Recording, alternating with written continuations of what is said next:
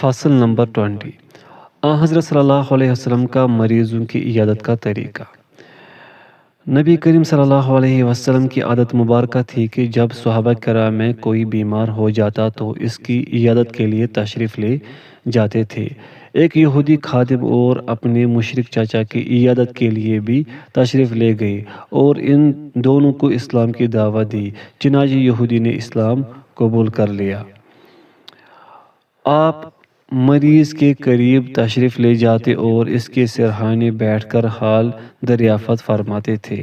دائیں ہاتھ سے مریض کو سہلاتے اور یہ دعا پڑھتے تھے: اللہم رب الناس اذہب الباس واشف انت شافی لا شفاء الا شفاؤک شفاء لا یغادر سقما۔ اے اللہ، لوگوں کے پروردگار، دکھ دور فرما اور شفا عطا فرما، تو ہی شفا دینے والا ہے، تیرے سوا کہیں سے کوئی شفا نہیں۔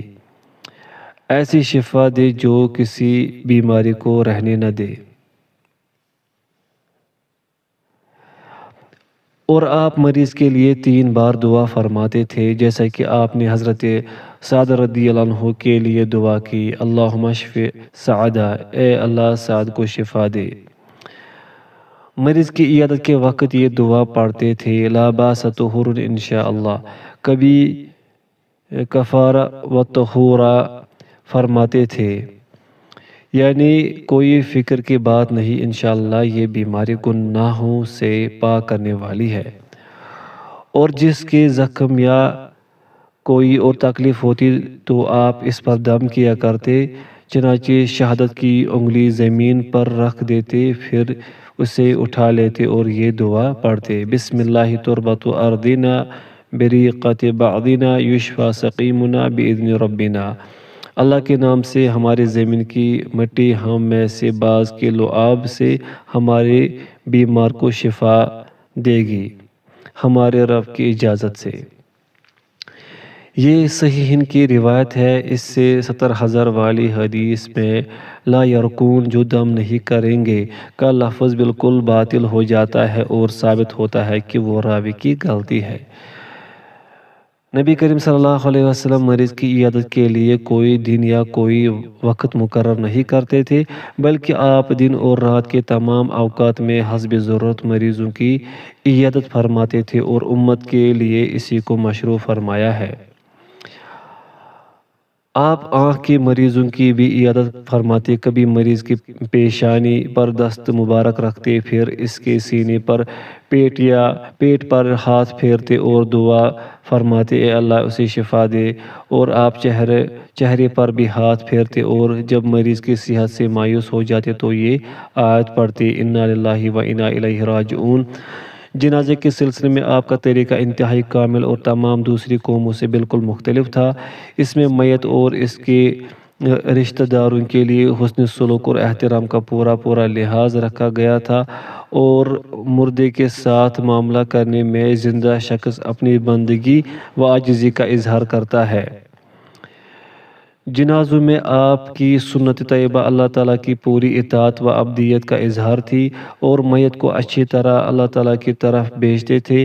آپ صلی اللہ علیہ وسلم صحابہ کرام کے ساتھ صف بستہ کھڑے ہو کر اللہ تعالیٰ کی حمد و ثنا کرتے اور میت کے لیے دعائے مغفرت فرماتے اور اس کے ساتھ چل کر قبر میں دفن کرتے۔ پھر آپ اور صحابہ کرام کھڑے ہو کر اس کے لیے ثابت قدمی کی دعا فرماتے، گاہے گاہے اس کی قبر پر تشریف لے جاتے اور سلام کر کے دعا فرماتے تھے۔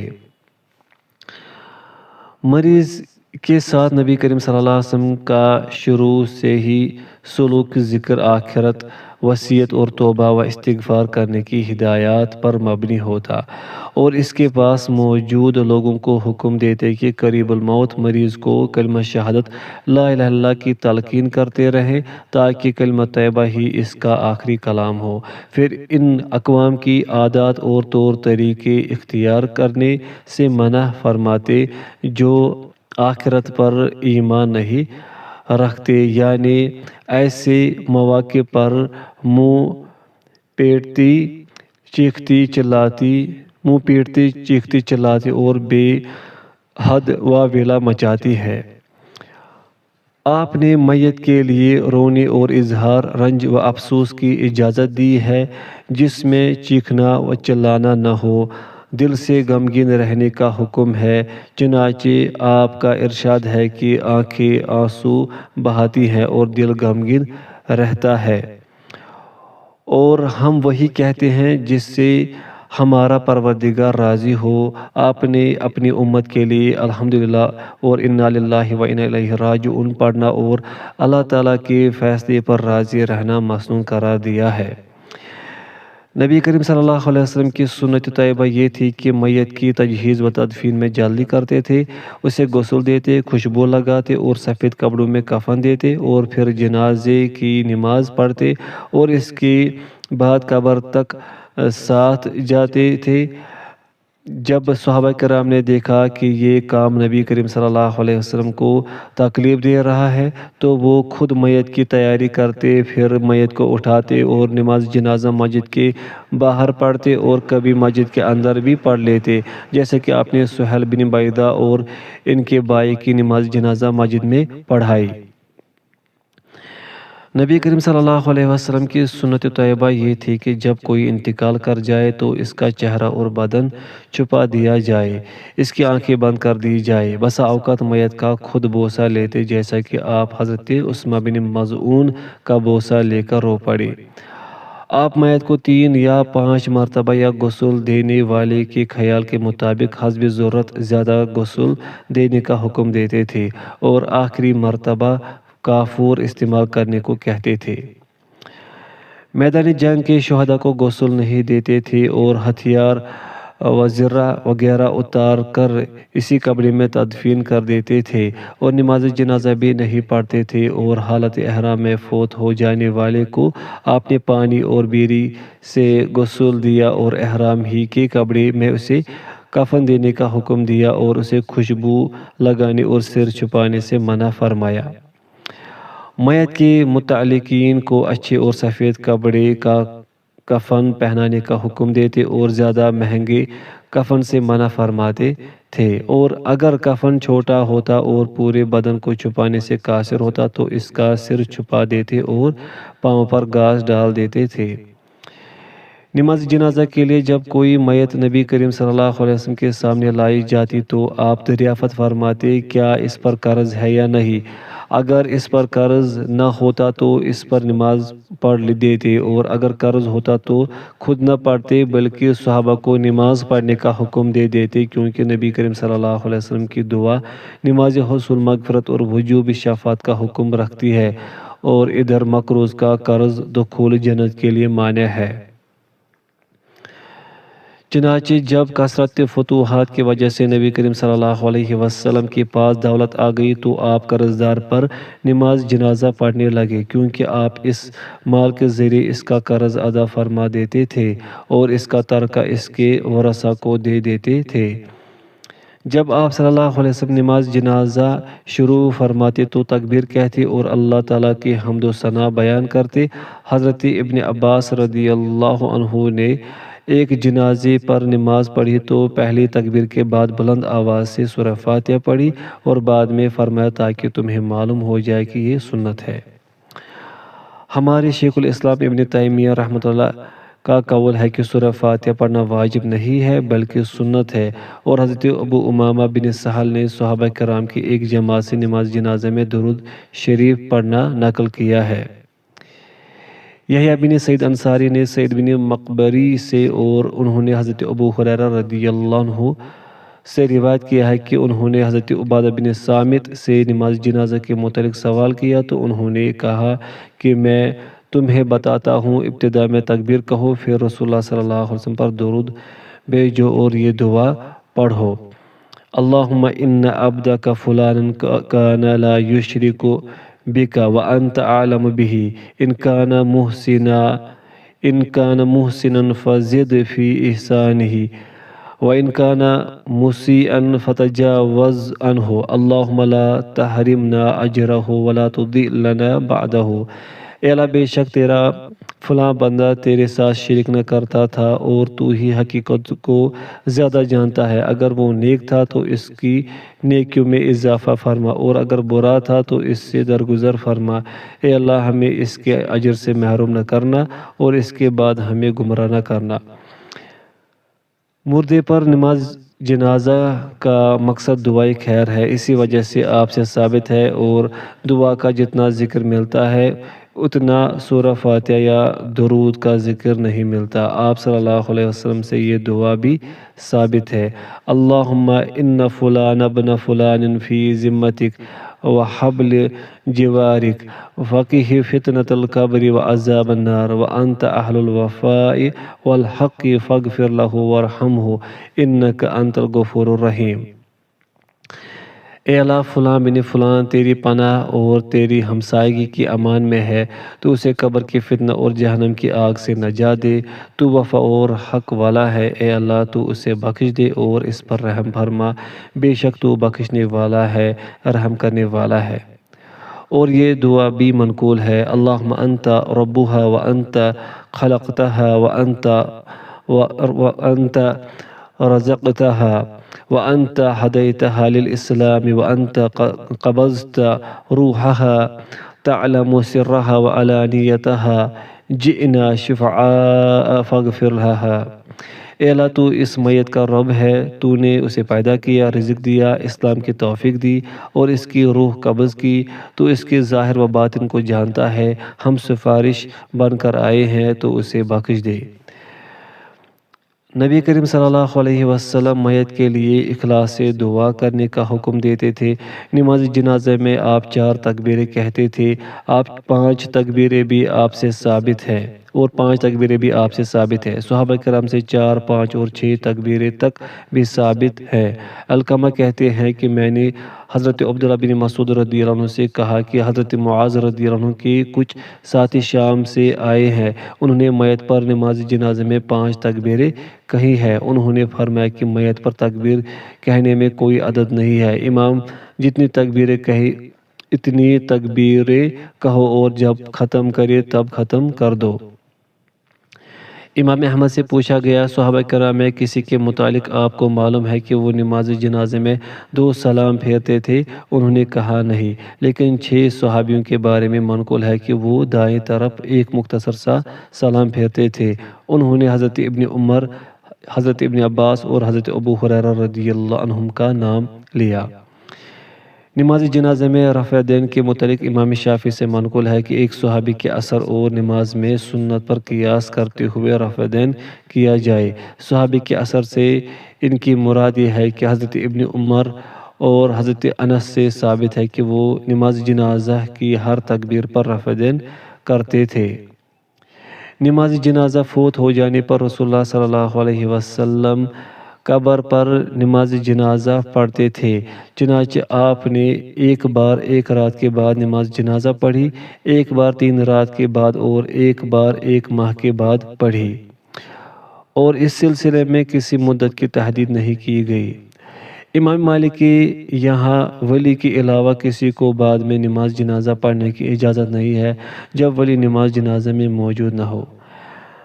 نماز جنازہ میں آپ کا معمول یہ تھا کہ مرد کے سر کے قریب اور عورت کے وسط میں کھڑے ہوتے تھے، اور بچے کی نماز جنازہ بھی پڑھنا آپ سے ثابت ہے، اور خودکشی کرنے والے اور مال غنیمت میں خیانت کرنے والے پر آپ نماز جنازہ نہیں پڑھتے تھے۔ حد زنا وغیرہ میں قتل کیے جانے والے پر نماز جنازہ پڑھنے کے سلسلے میں اختلاف ہے، چنانچہ آپ سے ثابت ہے کہ قبیلہ بحینا کی یا جوہینہ کی، یہاں پر مسپرنٹ ہے، کہ جس عورت کو رجم کیا گیا تھا تو اس پر آپ نے نماز جنازہ پڑھی تھی۔ البتہ ماعز کی نماز جنازہ کے بارے میں اختلاف ہے۔ ان دونوں روایتوں میں تطبیق کے لیے یہ کہا جا سکتا ہے کہ ان میں کوئی تعارض نہیں پایا جاتا، کیونکہ اس میں صلاۃ سے مراد دعا ہے اور ماعز کی نماز جنازہ از راہ تعدیب چھوڑ دی تھی، یا پھر یوں کہا جائے کہ الفاظ میں تعارض ہے تو پھر دوسری حدیث کی طرف رجوع کیا جائے گا۔ نبی کریم صلی اللہ علیہ وسلم کا معمول تھا کہ نماز جنازہ کے بعد قبرستان تک پیدل تشریف لے جاتے تھے۔ سواری والے لوگوں کو پیچھے چلنے کا حکم دیا ہے اور پیدل چلنے والوں کو قریب رہنے کا حکم دیا ہے، چاہے وہ پیچھے ہو یا آگے، دائیں ہو یا بائیں۔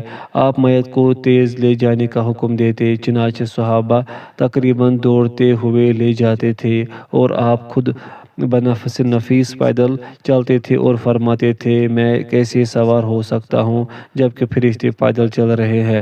جب فارغ ہو جاتے تو بسا اوقات سواری پر واپس آتے۔ جنازے کو رکھنے سے پہلے آپ نہیں بیٹھتے تھے اور فرماتے تھے، جب تم جنازے کے ساتھ چلو تو رکھ دینے سے پہلے نہ بیٹھو۔ ہر مرنے والے کی غائبانہ نماز جنازہ پڑھنا آپ کی سنت نہیں ہے، اور آپ سے حضرت نجاشی پر غائبانہ نماز جنازہ پڑھنا ثابت ہے۔ اس طرح غائبانہ نماز جنازہ پڑھنا اور چھوڑ دینا دونوں آپ کی سنت طیبہ ہے۔ اگر کوئی شخص ایسی جگہ انتقال کر جائے جس پر نماز نہ پڑھی گئی ہو تو اس پر نماز پڑھی جائے گی۔ اس وجہ سے نجاشی پر نماز جنازہ پڑھی گئی کیونکہ ان کی وفات کافروں کے درمیان ہوئی تھی اور وہاں ان پر نماز جنازہ نہیں پڑھی گئی تھی۔ نبی کریم صلی اللہ علیہ وسلم سے ثابت ہے کہ آپ کے سامنے سے جب جنازہ گزرا تو اس کے لیے کھڑے ہو گئے اور کھڑے ہونے کا حکم دیا، اور یہ بھی ثابت ہے کہ آپ بیٹھے رہے۔ اسی وجہ سے بعض لوگوں کا قول ہے کہ کھڑا ہونا منسوخ ہو گیا ہے، اور بعض لوگوں کا خیال ہے کہ دونوں صورتیں جائز ہیں۔ نبی کریم صلی اللہ علیہ وسلم استحباب کو بتانے کے لیے کھڑے ہوئے تھے اور بیان جواز کے لیے نہیں کھڑے ہوئے تھے، اور یہی تعویل زیادہ مناسب ہے۔ نبی کریم صلی اللہ علیہ وسلم کی سنت طیبہ یہ تھی کہ طلوع آفتاب اور غروب آفتاب کے وقت اور زوال کے وقت مردے کو دفن نہ کیا جائے، اور یہ بھی سنت تھی کہ قبر بگلی اور گہری کھدواتے اور مردے کے سرہانے اور پائیتانے کی جگہ کشادہ کرواتے تھے۔ اور آپ سے منقول ہے کہ جب مردے کو قبر میں رکھا جاتا تو یہ دعا پڑھتے تھے، بسم اللہ و باللہ و علی ملت رسول اللہ۔ اور ایک روایت میں یہ الفاظ ہے، بسم اللہ و فی سبیل اللہ علی سبیل اللہ علی ملت رسول اللہ، یعنی اللہ کے نام سے اور اللہ کے راہ میں اور رسول اللہ صلی اللہ علیہ وسلم کے طریقے پر۔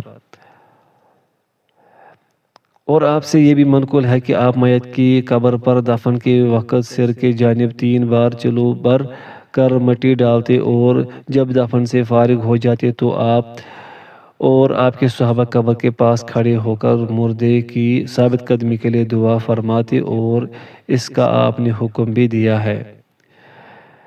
نبی کریم صلی اللہ علیہ وسلم سے قبر کے پاس بیٹھ کر پڑھنا اور تلقین کرنا ثابت نہیں ہے۔ قبروں کو بلند کرنا، پکی بنانا، لیپنا، ان پر قبا بنانا، یہ سب چیزیں نبی کریم صلی اللہ علیہ وسلم کی سنت نہیں بلکہ سنت کے سری خلاف ہے۔ ایک دفعہ آپ نے حضرت علی رضی اللہ عنہ کو یہ حکم دے کر بھیجا کہ جس تصویر کو دیکھے اس کو مٹا دے، جو اونچی قبر دیکھے اس کو برابر کر دے۔ اس وجہ سے تمام بلند اور اونچی قبروں کو ہموار اور برابر کرنا سنت طیبہ ہے۔